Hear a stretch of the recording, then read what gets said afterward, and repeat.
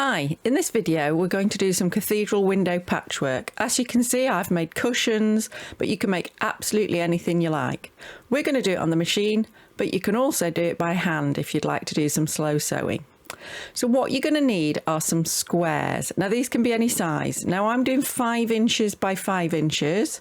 I often do 4 inches by 4 inches for cushions. And you're going to need 4 of whatever colour you're going to wrap around. 4 for whatever's going to be the background, and then 1 for your centre of each block. Now the one in the centre is the one that has to be a different pattern. Your others could all be the same pattern if you wanted to, so you could have 8 plain ones and 1 patterned one. I've just chosen to do the 2 different types as well as the centre one.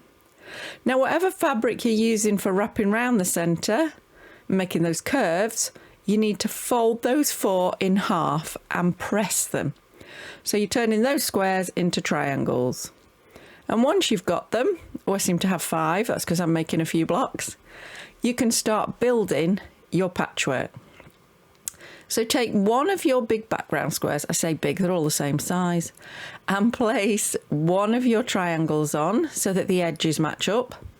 Place another of your triangles on so the edges still match up. And then put another background square on. Now this time you want to make sure it's face down. So you're making a sandwich and the right side of the outside bits, the background pieces, are going to be facing inwards. And just pin or clip along one of those edges so you're trapping all the layers of fabric. And if it's moved like mine had, just adjust it. It's really important they're nicely lined up. Because what you're next going to do is sew along that side, be it by hand or machine.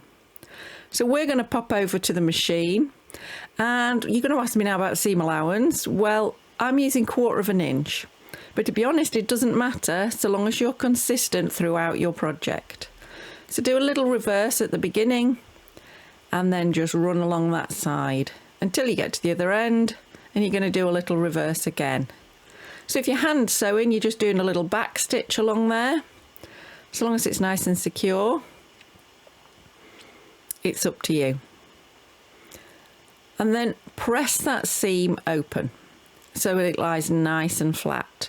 And then you'll see that's what you've made. Make another one identical because you need 2 of those to make 1 block. So what we're going to do is attach those 2 together. Now, what we're trying to make is something that looks like that, and that must look familiar to you. So put them together, right sides facing, so that the triangles lie directly on top of each other. And then where they meet along those triangle edges, you're going to pin and then sew. Make sure you line up the seams and make sure you capture all those edges in. So take your time and get them all so they're lying flat and they're all going to get captured nicely. And then it's back to the machine to sew along that seam. Now I've opened it up because you can check that you're doing it right. Once again, you need to make sure it's a nice 1/4 inch seam or whatever seam allowance you're using. A little reverse at the beginning and then off you go. Where it's getting a little bit thick in the middle, just take your time. It's not so thick unless you're using a very thick material. And to be honest, you're better using a craft cotton type fabric for this project. And then press that seam open. And you've now got your block. All we need to do is add the middle square. So place it exactly in the middle so that the corners line up. And then we're going to curl each edge over and pin it in place. So just start with 1 and you can see that curve forming and just pin it right in the middle of the piece you've folded over. And then what I recommend you do is repeat that for all of the edges of the square. So you can make sure everything's lying flat and everything's just right.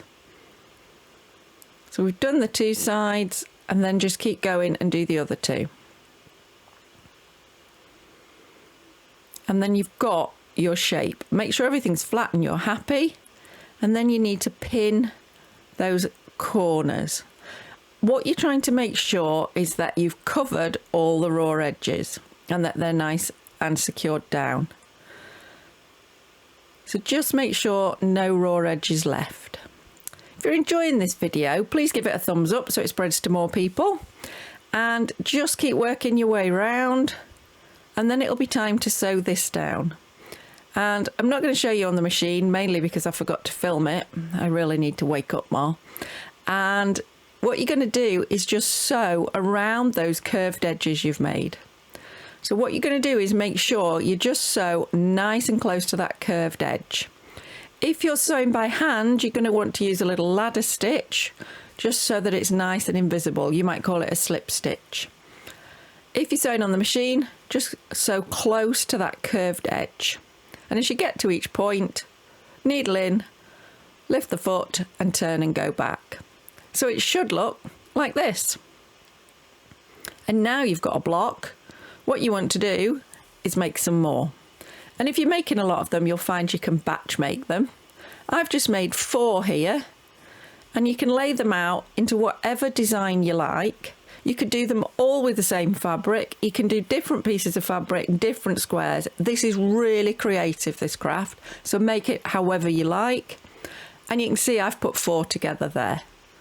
And then you get that nice circle in the middle, and you can go on and create a cushion, a quilt, whatever you want.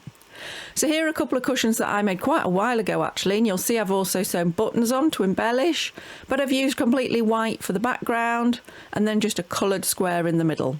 And the same with this one.